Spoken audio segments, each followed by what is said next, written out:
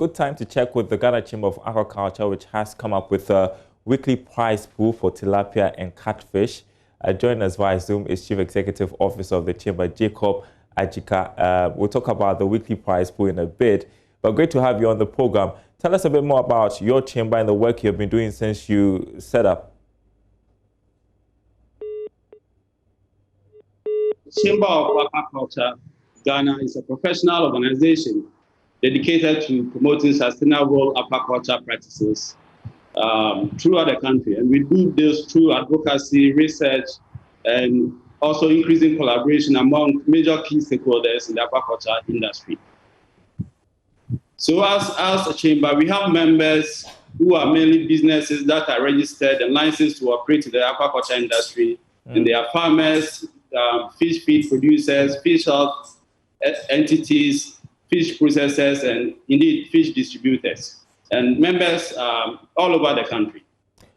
Great stuff. So, great stuff. In fact, I was fascinated when I got to hear about a chamber for aquaculture, and you had that discussion before our interview, how fish matters have become very important in our conversations in the lead up to the elections. What do you consider the major challenge for the aquaculture industry in Ghana? Well, the major challenge is the cost of production. And this is related to high cost of fish feed. At the moment, production for a kilo of fish costs around 6.9 Ghana cedis, which is averagely 60 to 17% of the production cost. And this is attributed to the cost of producing fish feed. Fish feed manufacturers at the moment are paying over 25% of import tax on some of the fish feed raw materials that is imported into the country. So this, in a way, affects the cost of fish feed that is produced by these fish manufacturers. And recently, indeed, we engaged the Ministry of Fisheries and Aquaculture Development on this. And at our last meeting, the Honorable Minister of the sector assured us that the government is working on that to give tax exemption to fish feed manufacturers. As of now, we are waiting. We are waiting to enjoy this benefit, and we are waiting to receive an official confirmation of this. If this is done, it will go a long way to support fish production in the country.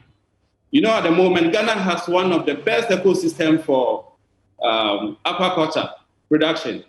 But at the moment, we are doing around 60,000 metric tons. In fact, the industry can actually do up to 180,000 metric tons per annum. So we believe that as a chamber, if this fish feed exemption is given to the fish feed manufacturers, to go a long way to affect the cost of production, because their cost of production will not come down, and a lot of people will be encouraged to go into aquaculture production. So that's one. And also, we've noticed another trend which is related to fish health issues.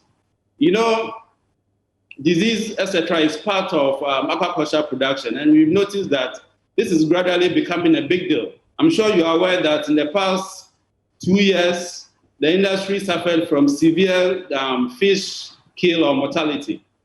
Right. However, we are aware that the Ministry of Fisheries and Aquaculture and the Fisheries Commission have started a vaccination program. That is very good, and we'll also encourage them to do that. And we also appeal to the government to invest into laboratories, because at the moment we have limited laboratories in the country to diagnose fish diseases, etc. And we believe there is some good investment to modern laboratories. It will go a long way to help the farmers and to solve this challenge that is related to fish health.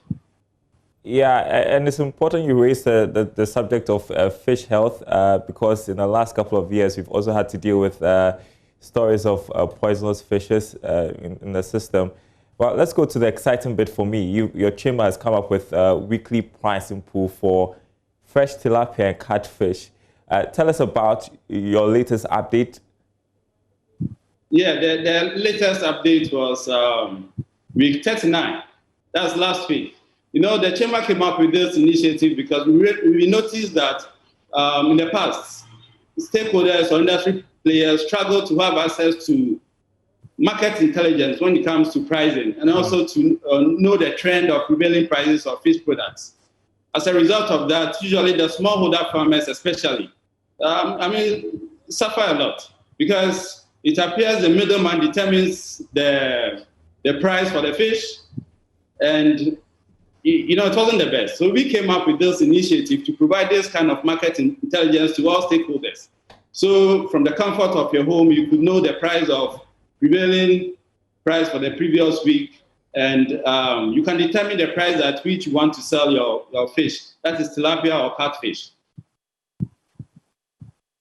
And I realized that you're seeing some marginal increases, just marginal. What's accounting for that? Yeah, what's accounting for that is at the moment there is shortage of tilapia in the industry. And this is also one of the impact of COVID-19. You know, when the COVID-19 pandemic started, most farmers were unable to sell their live fish stock. As such, they kept it in the water for a very long time.